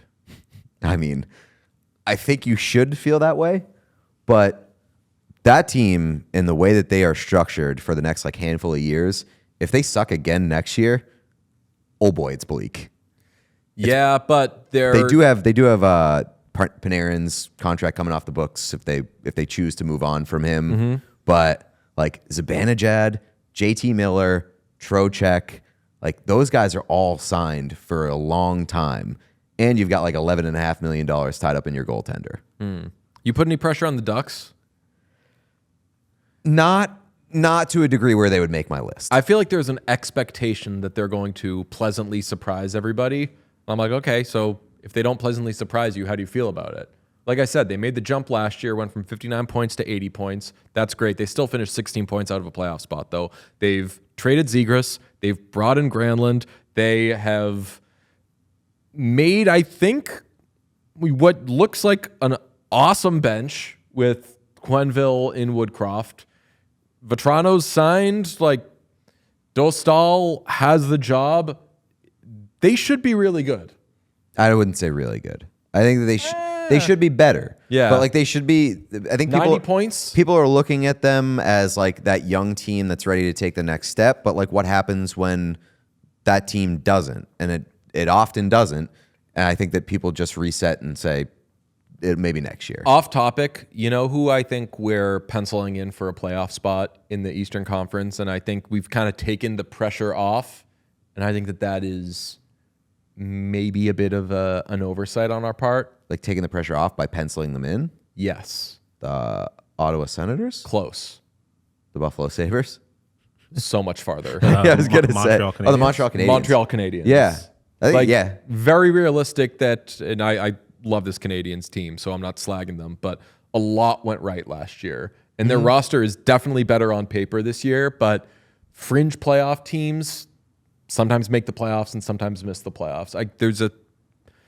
There's a path towards them being a fringe playoff team that misses, and I will not think the sky is falling there. I'll still be like, they've got a really good situation. And like fringe playoff team last year was an easy place to be because the red carpet was rolled out for one of those teams to get the playoff spot. True. Like who in the East got worse in a way like that would knock them out of the playoff picture or like remove them from the fringe conversation? Are you saying like from last year's playoff? Yeah, because like picture? I'm thinking like for the Canadians and specifically, like, I would say any of those Capitals. fringe teams. But I'm saying, like, either teams that got worse are teams that were so much better than them that they should still make the playoffs, Right. Or like any of the fringe teams got like slightly better, maybe, or like the Sabres, the Red Wings, like they didn't get further away from making the playoffs, I would say. So like I guess the point I'm getting at is that, like, for the Canadians specifically, it's going to be more difficult. I feel like a lot of the teams are in like a similar boat to where they were a year ago. Teams in the Canadians range, I think you could argue also got better, and maybe they have more luck, such as the Red Wings. Yeah, such as this doesn't sound. They didn't have the sexiest offseason. They made a couple of moves where everyone was like, "Ugh, why'd you do that?" But I think Blue Jackets are a little better, I think. Well, that's what I was like. But even like the Sabres and the Bruins, teams that aren't necessarily going to be, it might not be in the playoff picture, are better. It's going to be harder to win games against those teams. Yes, So like, I agree. I feel like those fringe teams are not. It could go any way for them. I think And do you completely count out the Islanders? They were 500 last year. Exactly. Like the Islanders too. Like I guess I can't say that they got better, but like they got younger, slightly more exciting. I don't know that how they would factor into it, but still. I just think that there's comfort in penciling in the Canadians because they were so young. They should get a little bit better because of that, and they actually got better on paper as well. Yeah. But like I said, like so many things went right for them. For sure. If that corrects it, like that's not, like the obvious thing is they were a playoff team last year. All their young guys are a year older. They added Noah Dobson. But I mean, like you say, a lot of things went right for them. You could also argue that a lot of things went wrong too. Like Laine got hurt. Emil Heineman got hit by a car. Reinbacher was gone for the entire year. Like a lot of things did kind of go wrong for the Canadians too. It's just they were able to make up for that, and that's a mark of a pretty good team. I hate to say it, but like Laine was unplayable down the stretch. So I think that did more like what went wrong for them with Laine is that. But he was also lighting it up for them at the beginning of the year. A broken piece right now. Also, not that this was something that went wrong, but Ivan Demidov played 2 games for the Montreal Canadiens. True. So like they got Zach Bolduc. Yeah, like they They could be pretty fucking awesome. Pretty actually. nasty. Yeah, I'm pro Canadians. I'm pro Canadians. I'm saying though, like they're the pro team. Demidov. They're the team that I think has no pressure right now. That if it ends up being a bigger fight and they miss the playoffs, people are going to be like, "Oh, well, how'd that happen?" Well, and it'll be understandable. They're the darlings that everybody's overlooking and not considering like what might be their challenges. And oftentimes those darlings kind of look a little uglier in the light. Exactly. Do we have any more teams that we think have pressure? How do you? How do you feel about the Senators? Because I feel like they're in a similar. They're not as young and exciting as the Canadians, but in a similar like. They made the playoffs last year, which was supposed to be their big like. They finally got over the hump, but they seem like prime candidates to not make the playoffs next year. I don't know what I expect of them at this point. And I think that we saw in the playoffs that like they looked very not ready for a good portion of that first round series. But like if they start backsliding, like if they miss the playoffs after like them making the playoffs was like the big thing that they've been trying to do for years, like there will be pressure. They seem like candidates to overreact, I guess. And they do have a little bit of the Hughes thing. Yep. I know that he's got 2 more years after this year, but like, yeah. So maybe they have the same thing that the Canucks have with Hughes, where you're playing to keep a guy. I would still think though, with 2 more years on his deal, I'd be like, well, too bad. We're not trading that guy. I mean, we haven't mentioned them, but like the Oilers. Where do you put the Oilers? You're the resident Oilers guy. I mean, yeah, I thought about that a little, and I don't. It's so obvious that like they're the. I guess there's pressure to go back again, but I think that they're clearly they've clearly established their postseason bona fides by now. They just mowed down the Western Conference, and if they don't make a deep run this year, I don't think it says that they can't win a cup. So and I don't think that they're at huge risk of losing McDavid. We'll see what the contract ends up being, but I think that pressure can eventually be there, but I don't think they face huge pressure now outside of the obvious, which is just like they're trying to win the cup. Well, yeah, but what if they head into day one and game one without an extension in place too? Like that, then they absolutely then they're the at the top of the list. Yeah. That's it for me. Bad teams not under pressure. I'm like very excited. I just have two that are very loud to me. One is the Sharks, and that annoys me because at some point we should want the Sharks to be good and get better. And I love their young players, and I love what they're doing when they aren't trading young RFAs because they want to get even younger. So, like, they've gone 6 years without making the playoffs. Let's just get going here a little bit. That's me saying that, but nobody else is saying that. Yeah, because it seems like pretty clear that they want to make a run at the lottery in this year, and then maybe they say, okay, now we last go. time. Just one we're just going to do one more. Diet starts Monday. Just one more hit. Just one more hit of the lottery, Bill please. Armstrong. They're following the Bill Armstrong blueprint to a T. That is kind of true. But you know what? Bill Armstrong tried to make the playoffs, just missed it, and won the lottery. So, and that doesn't do you any good. They're like 4 or 5 years ahead of the Sharks. Right. The obvious one that screams at me is the Pittsburgh Penguins because they have absolutely no designs on being good. They have pressure to lose as many games as possible. I forgot about them. So that's why they do have pressure to lose as many games as possible because then, like, what did you do it for? Yeah.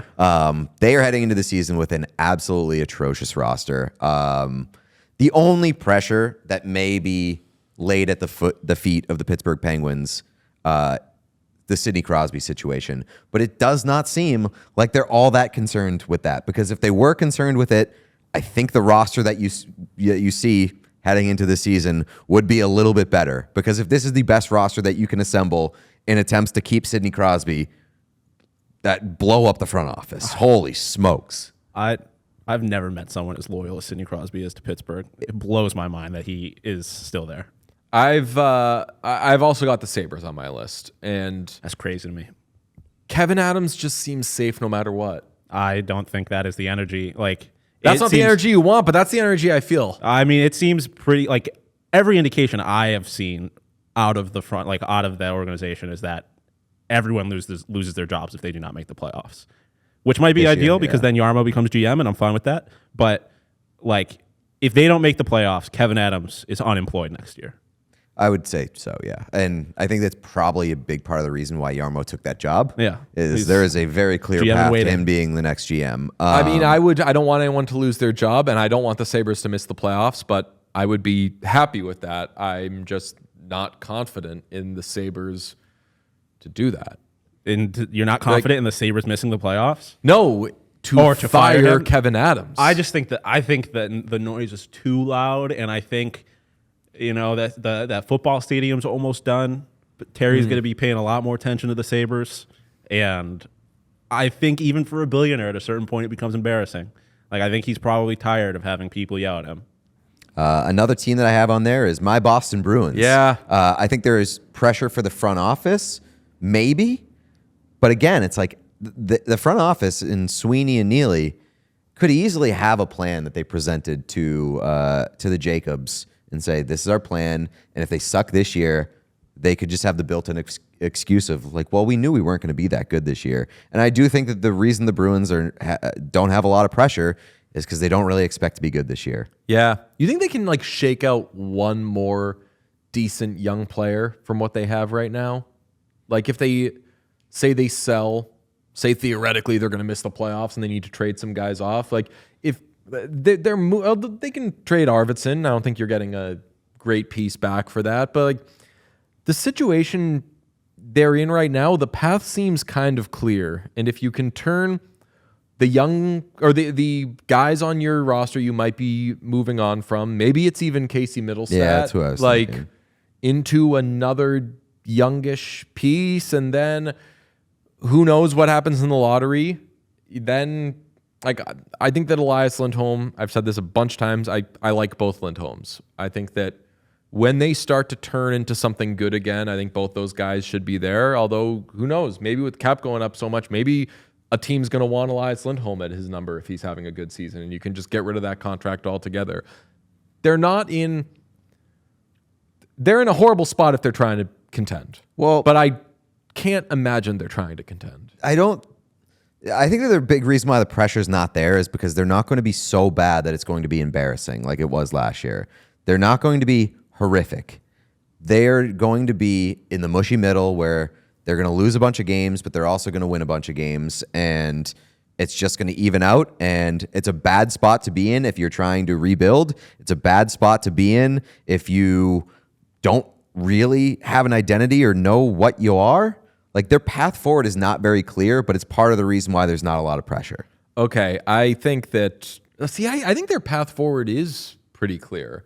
I think that it is be good by the back third of the Pastrnak contract. You're still going to have Geeky. You might still have Lindholm, depending on what you do with him. Like, this is a try to be a playoff team, if not next year, meaning not the one, not the current one. If not next year, the year after. It's like treading water until you can bring Hagens in. Yes, just like bit by bit. And Lord knows they've solved the many questions we had about their fourth line. What's the fourth line going to be in a couple years? They said, we got this. Well, now the question is, which one of the 85 players that you signed to be your fourth liner is going to be on your fourth line? Or your third line. Yeah. Right now, Tanner Jeannot, per daily faceoff, is on their third line. So watch out. I'm telling you, I'm going to watch Bruins games this season. This roster is very interesting to me. And the uniforms. I'll be there no matter what. Gorgeous. That's why I'm sick in the head. I think I'm going to go to more Bruins games this year than I've gone to since I covered the team. I think I'm going to get to like 6 Bruins games this year.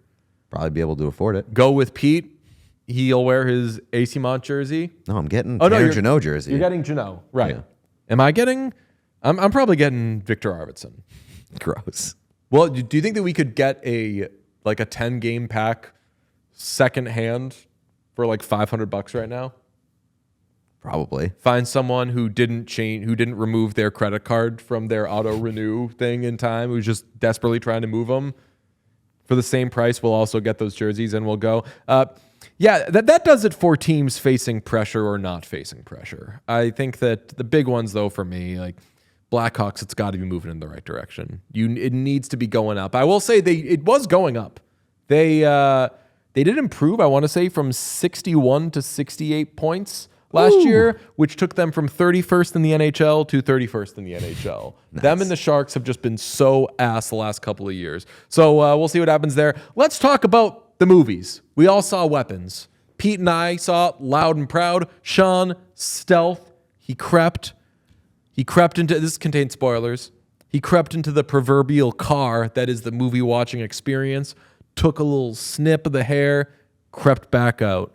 I thought you were going to say I crept into the darkness at 2:17 in the morning. What a movie. I don't like to do the what a needle drop thing, but the beginning of the movie when all the kids run out of the house as George Harrison's Beware of Darkness off of 1970s All Things Must Pass plays, I was like, this is an ultimate movie moment, and I think I'm watching an ultimate movie. It's so good. It had so much hype, and it absolutely lived up to the hype for me. I will say this, whether or not you come away liking the movie, I think that most people will come away from that experience saying that was an insane and pretty unique movie-going experience. Like the theater experience. If you were interested in seeing this movie, see it now while it's in theaters and see it as soon as possible, because the theater experience is like half the fun of this movie.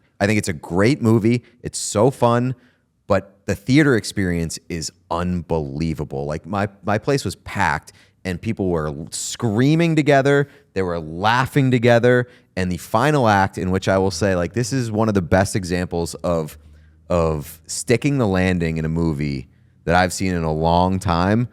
Like, the theater went up in proverbial flames. Okay.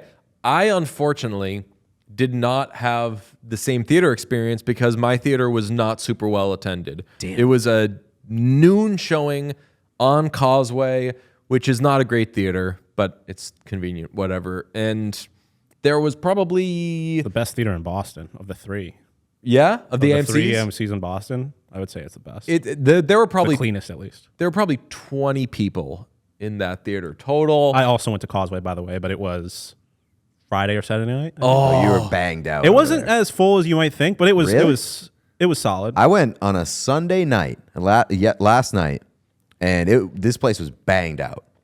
And I had like a teenage girl next to me on a date with her boyfriend, and I had like You're not supposed to date teenage girls. with her other boyfriend, and then an older, probably like mid-30s gentleman, such as myself, on the other side. You are supposed to date people. Actually, no, you're a married man. You're not supposed to date people anymore. Gold in my pocket. Keep dating your wife. That's what they right. say. That's right.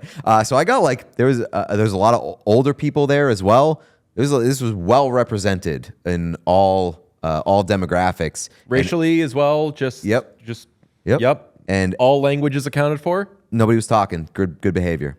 Just laughing. Laughing is the universal language. I did notice in the AMC shut the fuck up and hold your Coca-Cola thing that they play, there's like all these shots and then they cut back to like one bottle of Coke and it's like does the like cross zoom thing and it's suddenly now it's a person in the theater is holding it and he's laughing, he's talking to his girlfriend and there's a bunch of people with various Coca-Cola containers and they're all talking.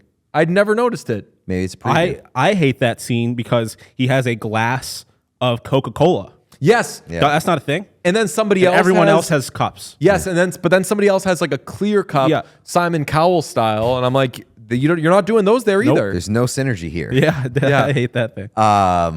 No, you know what's like one of my big complaints about the way that movies are presented these days is that they don't do the You were saying that there's too many women in leading roles before. Yes, too many women talking. Yeah. That's why that movie Women Talking was horrible. No, outside of the theater when they have that LED screen, it no longer shows like what movie is being played or anything like that. Like there's nothing outside of the theater that shows what's being played in that theater. And so you know what people do? When the title screen comes up on the movie in the theater, people are taking pictures of the title screen so they can throw it on their fucking Instagram or whatever. So we don't do physical tickets anymore. We don't do the signage outside of the theater. If somebody wants to say that like I'm going to see this movie and throw it up on their Instagram story or whatever, they have to do it during the movie, which is like if you want people to stay off their phones, give them an opportunity to say I'm going to this movie outside of the theater. Outside of my theater, it had one of those things. You know what was going on? Freakier Friday. And I was like, I was told that it's in this one. Went in, was not disappointed. Saw weapons, unbelievable needle drop very early on. Beware of Darkness plays at 2:17 as they all run out. The heroes of this movie will say, first of all, old women being the scary thing in movies, having a massive moment. Yep. Apparently there was an essay written about this a couple of years ago and it got a lot of backlash. Every horror movie I've been seeing recently has an old woman as the scary person. Longlegs, this, Barbarian, and two of those are Zach Kreger movies, of course.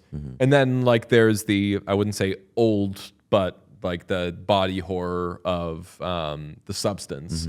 I would say this is the best villain of all of these. I think that Barbarian had the scariest one up close, but this character with all those with the like going out clothes, amazing, the wig, amazing, the makeup, horrifying.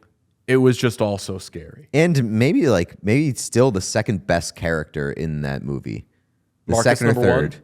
I mean, Marcus and his husband are top two. I think that the junkie I was going to say. hilarious. Yeah, I think that was one of the best characters. I liked so it a lot. good. And I liked Brolin.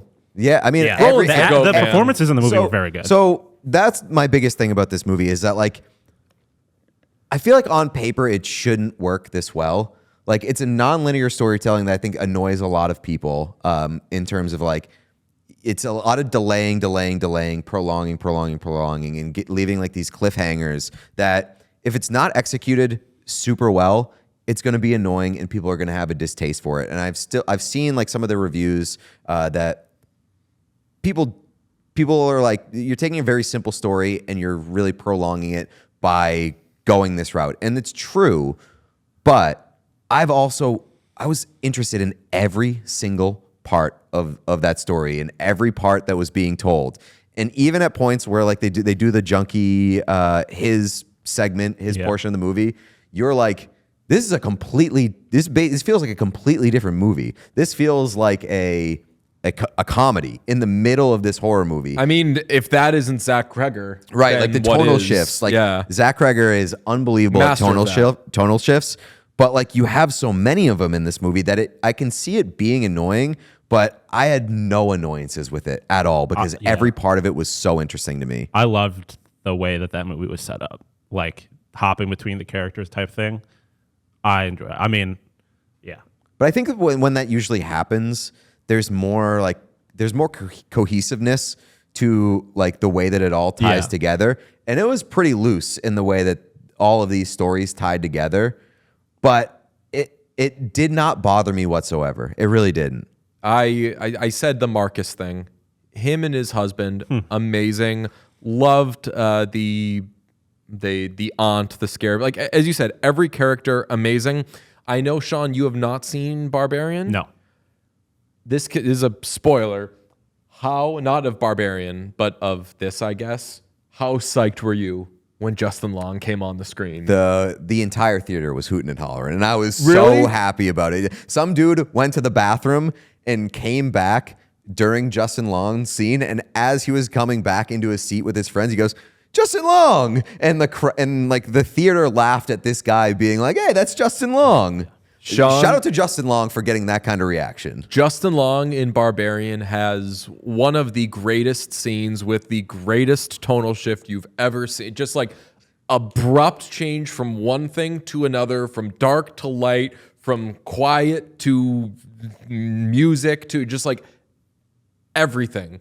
Justin, like I am going to consider Justin Long a good actor when I have no idea whether or not he is because of that scene in Barbarian. So when I'm watching a Zach Kreger movie and Justin Long shows up, man, I saw with my buddy Rich, we were beaming. And then, yes, the hot dogs with Marcus and his husband, the grocery shopping, Sean, you just did it on the screen. It's so funny. The school principal and his husband who just hang out wearing matching Disney shirts and eat hot dogs in the middle of the day. And also like a charcuterie board presentation of 7 hot dogs, potato chips, baby carrots, and 4 cookies and 4 chocolate chip cookies. And when they went that's insane. Grocery shopping, which is like, I don't know if this is problematic, like them choosing between 2 different kinds of Fruity Pebbles. Yeah. As I think grown that these men are like too. I think these were like subtle like gay references. Yeah, but not like all that subtle, but like so over the top that like that can't be what this is. Yeah, but like not bringing any attention to it, just being like Fruity Pebbles and hot dogs is like, yeah, it's got to be what gay people eat. It's crazy. I had a critique sent to me of all of this from, I believe, a listener, yes, who says, hot take, naughty 96% on Rotten Tomatoes. You shouldn't laugh more than you jump during a movie promoted as a scary movie of the year or thriller of the year. I liked it, but just wasn't what they booked it as. I have critiques of this movie, but I disagree with that critique. I thought this was a scary movie. And somebody asked me, should I see it? I'm a scaredy cat who doesn't like scary things. And I responded, it is not the scariest movie, but it is definitely much too scary for people who don't want to be scared. Definitely. Yeah. And it has like a lot of A lot of jump scares. Gore and body horror. Gore for sure, yeah. But jump scares too. A lot of A few of them. a person is looking around in the dark and then they see something. Scary. I feel like there were a few real jump scares. Yes, there were. Well, the thing I liked about it was that there were a lot of times where a lesser horror movie would have jump scared you, and they didn't. Yeah. That there was keeps a lot it of tense. They earn their jump scares. And also, one thing that I like about this, and this is a pushback on that comment, when they do the jump scares, it's very often followed by comedic relief right after. So it's not prolonged uncomfortability. Yes, like the Josh Brolin? the fighting with the junkie in the house. Yes, but what about Josh Brolin yes, after he has a dream sequence that ends in a jump scare and he just shouts, "What the fuck?" Yeah. And it was incredible humor. Yeah, no, I think horror movies, like a good thriller, needs comedic relief. Like that's why I love Get Out. Like the comedic relief in that movie was great. Yeah, I mean, I don't have any problems with genre bending, and I don't have any problems with the movie like not putting itself in a box. And it's also like the comedic relief was realistic.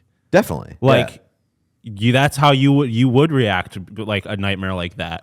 And none of the humor felt flat. Like it wasn't No, attempts at comedic relief that were like, oh boy, like almost everything landed. Yeah, and like if you have a guy that you think you killed and he keeps on getting up, like that's gonna be a reaction. Or like for Justin Long's scene, like the wife who's been traumatized by the loss of her kid being like, I don't feel comfortable with that, and immediately the dumb husband undercutting her. Yeah, and then like her being in the background. just being in the background, pissed off as hell.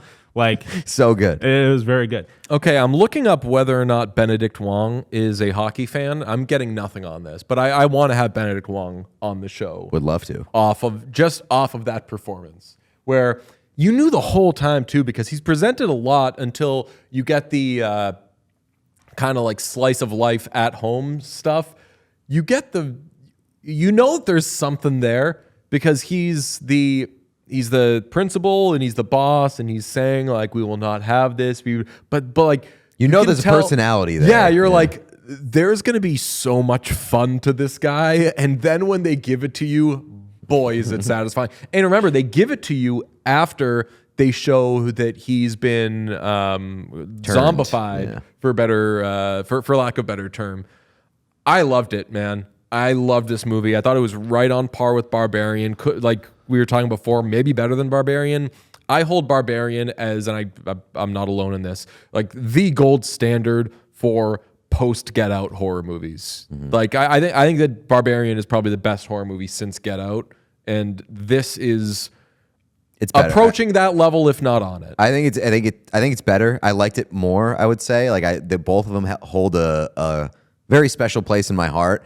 But I would say that, like, if we're talking about Kreger, I think that he is on an upward trajectory. Way better final act than because like what's great about Barbarian is like spoilers. You're like, well, how does it end? Like, well, it doesn't really matter. The person you want to die dies, and they get the like. It just, it's sort of grand. But you've seen so much crazy shit to that point that I don't want to say it ends with a whimper, but it's not still ascending. It's more like it's like kind of like the opposite of what happens in Weapons, where it's like it does not stick the landing after a massive buildup. Yeah, and in Weapons, the best part of the movie is how it sticks the landing. And I don't want to. If we're spoiling, we're spoiling. Like the payoff regarding the kids is so good. That's such a sick scene.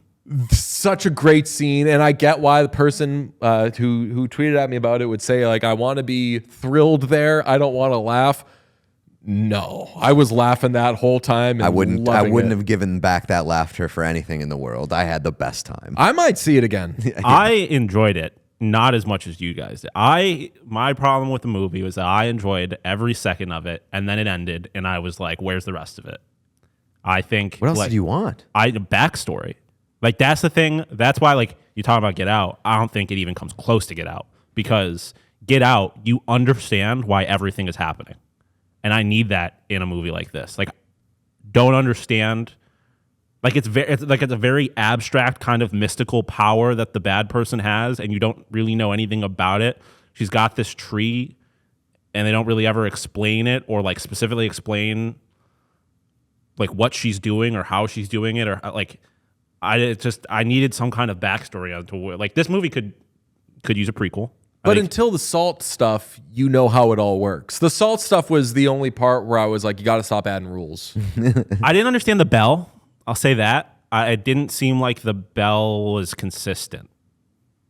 Yeah, I mean, like I definitely think that holes can be poked into like how this all worked, but I didn't care enough about that stuff to pull me away from what I enjoyed. And like I can definitely understand, and I feel like the criticism is valid, but I think it's a certain point with a movie like this, you just like have to let it take you, and I was very willing to let this just. That's what I'm saying. Like I enjoyed it the entire time I was in the theater, except for I mentioned this before the show when the AR-15 popped up above the house.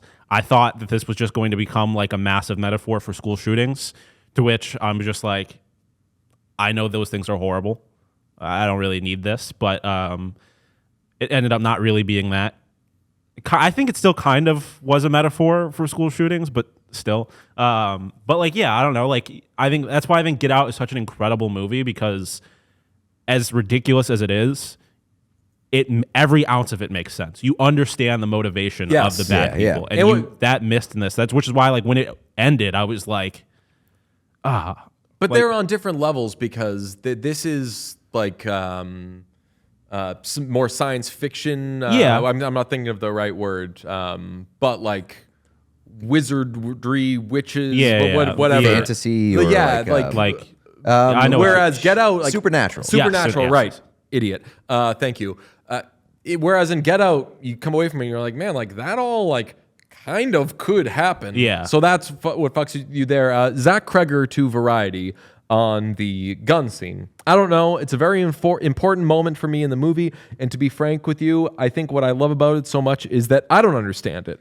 I have a few different ideas of what it might be there for, but I don't have the right answer. I like the idea that everyone is probably going to have their own kind of interaction or their own relationship with that scene, whether they don't give a shit about it and it's boring, or whether they think it's some sort of political statement, or whether they just think it's cool. I don't really care. Not up to me. I just like that it's there. I was literally just gonna say, like, as part of your questioning of the stuff at the end, from what I've read and heard from Zach Kreger in a lot of different instances, is that he doesn't feel obligated to explain everything to everybody, and like that, even to the with the way the kids run, how they run with their arms out. They were like, why do they run like that? And he said, I don't know, it just fucking looks scary. He just has that attitude, like, where he doesn't really owe that to you, and I think that's cool as shit, and I respect the hell out of it. I think that's fine in specific details. I don't think that's fine when it makes me feel as though a story is incomplete. And that was the thing at the end too. The very end kind of pissed me off, because first off, the narrator didn't make any sense to me. Ooh. Because the beginning of the movie, the narrator's like, they never solved it. They never solved it. It's like, yes, they did. We get to the bottom of all of this, and so that didn't make any sense to me. Maybe that was first edition. This was a revised copy. Maybe that was them saying that like they don't fully understand what the hell happened there either. I guess. I'm guessing the narrator was one of the kids, but I'm not really sure. I think there was a little wink wink there at the very end of like that it was one of the kids. They recently started talking. Yes, yeah. So that part didn't make any sense to me either. I don't understand why the parents were fucked up forever. There's a certain zoom in on a child at the end of the movie. Yes. And they said one of them recently started talking. Yes. So I took that as the interpretation as that was the child that was speaking. Wait, well that would have been Matthew. Correct. Because that was Brolin with his kid. Yes. Correct. Matthew is pushing Alex around.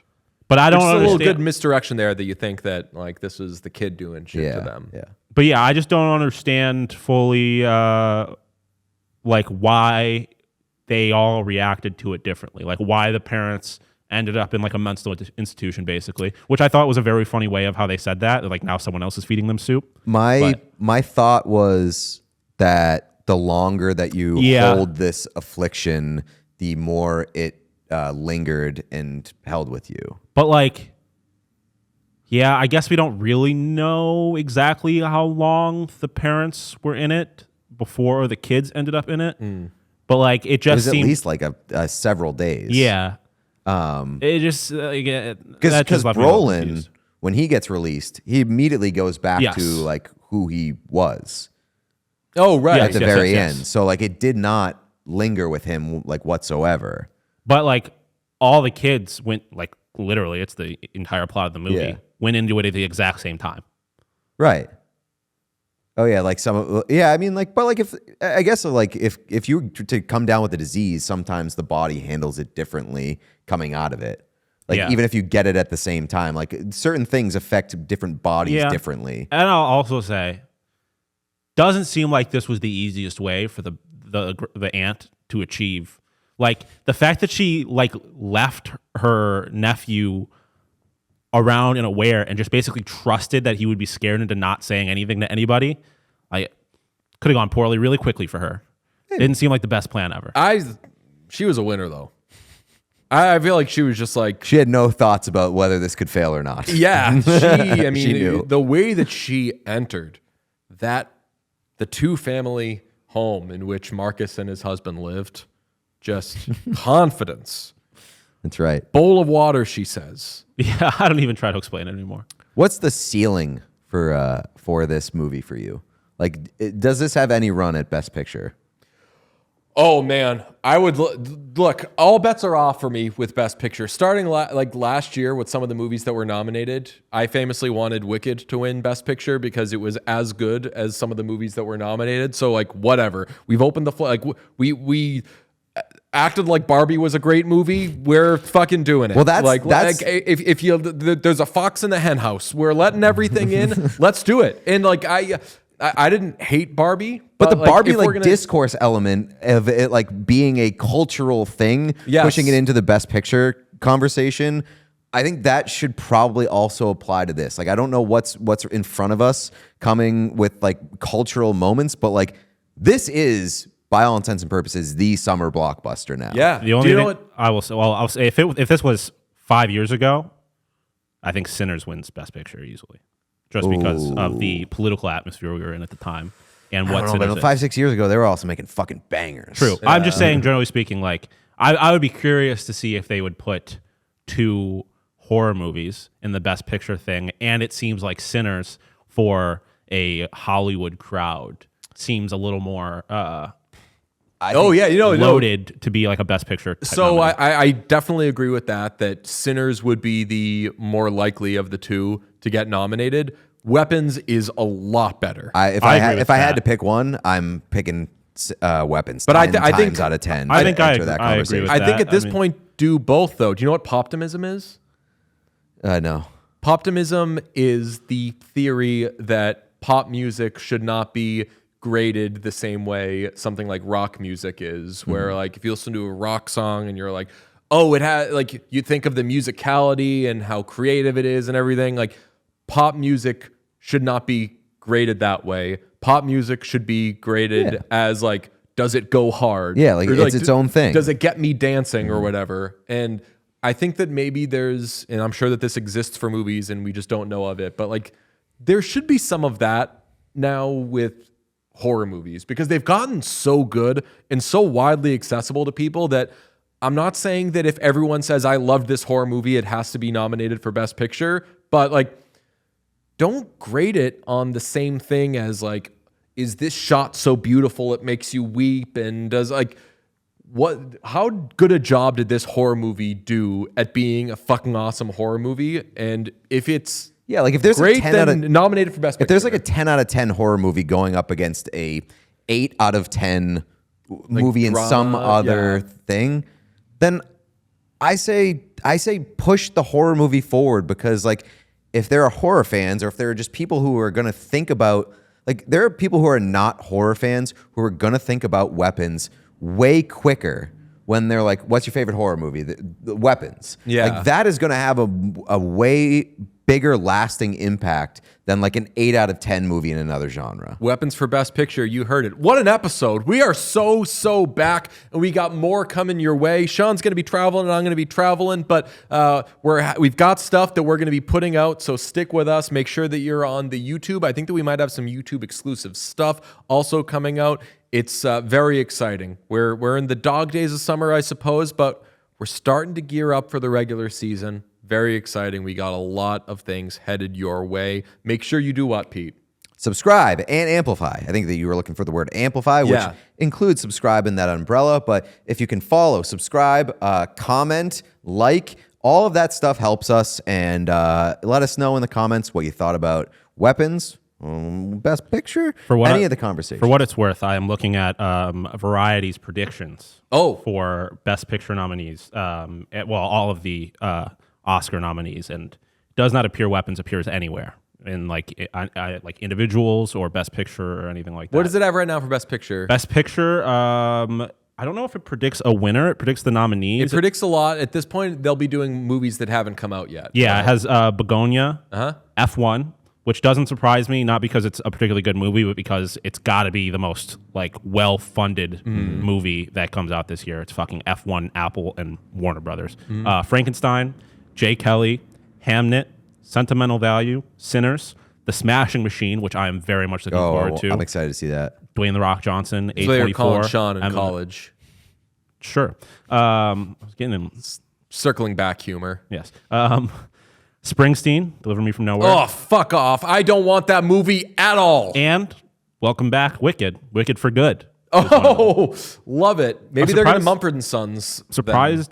Sinners in there over weapons is surprising. But it's not for the reasons that I it's was just not. talking about. Like it's fucking Ryan Coogler. Yeah. It's like it's like Coogler, Michael B. established, Jordan. Like it seems like much more of a Josh Allen just won MVP. I hate this because like Sinners is a really good movie that I really enjoyed. You're and gonna now have to I put feel it like now I'm gonna have to put it down. Like it's falling victim it's just to different being overhyped. too. Like I think there's like Sinners almost made me cry at points. Like Sinners had like an emotional toll on me in a way that this didn't. So like I think it plays at different things, and it also runs into like the overhyped thing. Yeah. But Anyway, amplify, Yes. and we will see you when we see you. Bye. We all silly like the mayor.